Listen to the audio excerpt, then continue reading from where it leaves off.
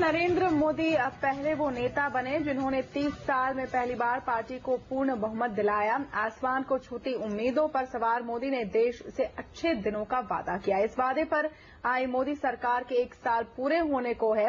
क्या सही मायने में अच्छे दिन आ गए हैं? क्या बदलाव जमीन पर दिखने लगे हैं? सरकार तो इन सवालों पर हामी भर रही है। यहां तक वित्त मंत्री अरुण जेटली का कहना है कि पिछला 1 साल सुधारों का साल रहा। घोटालों और भ्रष्टाचार राज खत्म हो गया। क्या कॉर्पोरेट दिग्गज भी ऐसा ही सोचते हैं? सीएनबीसी आवाज और फोर्ब्स ने इसी को लेकर सीईओज के बीच पोल किया। इस पोल के बारे में ज्यादा जानकारी के लिए चलते हैं हमारी सहयोगी कविता थपलियाल के पास। कविता, किस तरह की रेटिंग सीईओज ने दी है मोदी सरकार को 1 साल के बाद?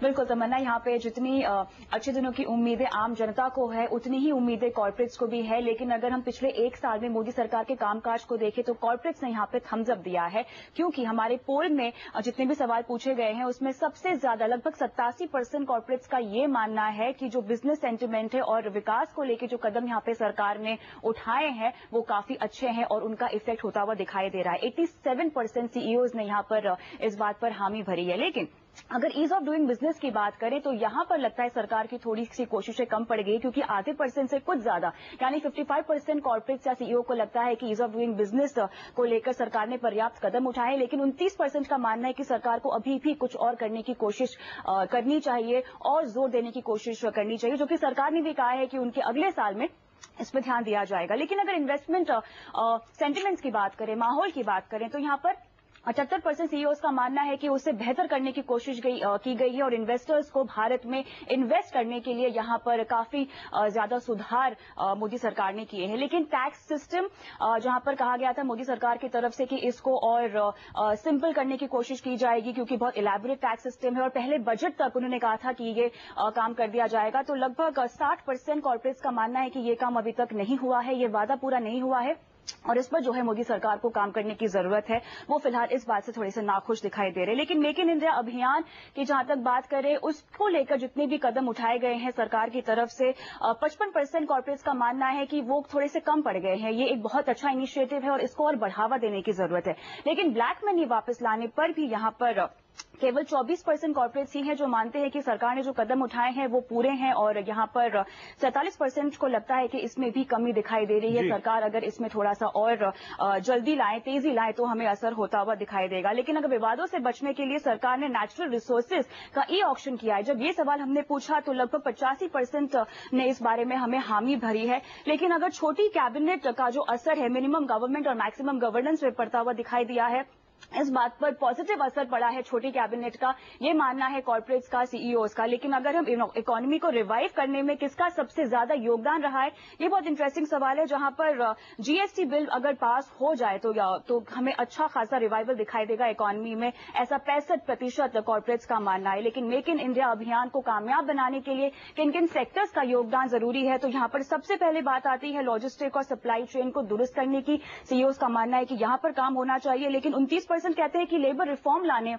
जरूरी है, जो कि मोदी सरकार का एक कंसर्न भी रहा है। आखिर में किस मंत्रालय ने यहाँ पे सबसे बेहतर कामकाज किया है, तो सीईओज ने यहाँ पे इसको इस तरह से रेट किया है। सबसे पहले पावर और कोयला, उसके बाद आता है वित्त मंत्रालय, फिर रक्षा मंत्रालय और आखिर में आता है रेलवे मंत्रालय। तो ओवरऑल अगर हम देखें तो यहाँ पर कॉर्पोरेट इंडिया ने बहुत ज्यादा खुशी तो नहीं जताई अगर हम कुछ मामलों को छोड़ दें तो, लेकिन ओवरऑल अच्छे कामकाज को ही बताया मोदी सरकार ने किया है। राइट, तो शुक्रिया कविता। लेकिन तमन्ना आगे बढ़े उससे पहले कि वित्त मंत्रालय से ऊपर कोयला और ऊर्जा मंत्रालय को रेटिंग मिल रही है सीईओज की तरफ से, और उसका सबसे बड़ा कारण है कोल ऑक्शन।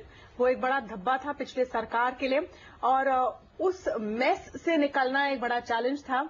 वो निकल पाई है सरकार और पीयूष गोयल को उसका क्रेडिट मिला है इस फोर्ब्स सीईओ पोल में। इस पर और डिटेल भी हम बताएंगे आगे। लेकिन फिलहाल कॉर्पोरेट दिग्गजों का मानना है कि सरकार ने पिछले 1 साल में कारोबारी माहौल सुधारने को लेकर काफी काम किया है। यही नहीं, राज्यों ने भी ईज ऑफ डूइंग बिजनेस की तरफ कदम बढ़ाए हैं।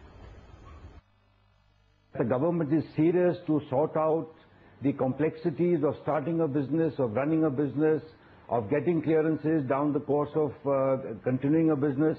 They've actually brought modification. States have actually reduced the number of clearances required by almost 50%.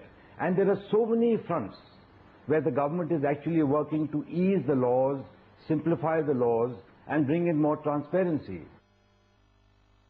There has been massive international engagement that has put India back on the world stage, including Indian business and India's investment attractiveness, and including the flow of funds, both short, medium and long term from abroad. And finally, has the government moved on its strategic intent of massive public expenditure on utilities and infrastructure? The answer is yes.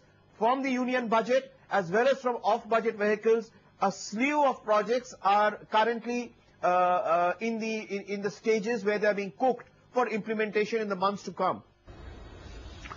हालांकि कुछ corporate दिग्गज ये भी मानते हैं कि tax को लेकर छाई अनिश्चितता ने निवेशकों को परेशान किया है। इस मोर्चे पर सरकार को ध्यान देना चाहिए। Overall, the 1 year has been a good year because the whole system has been declogged, many issues taken.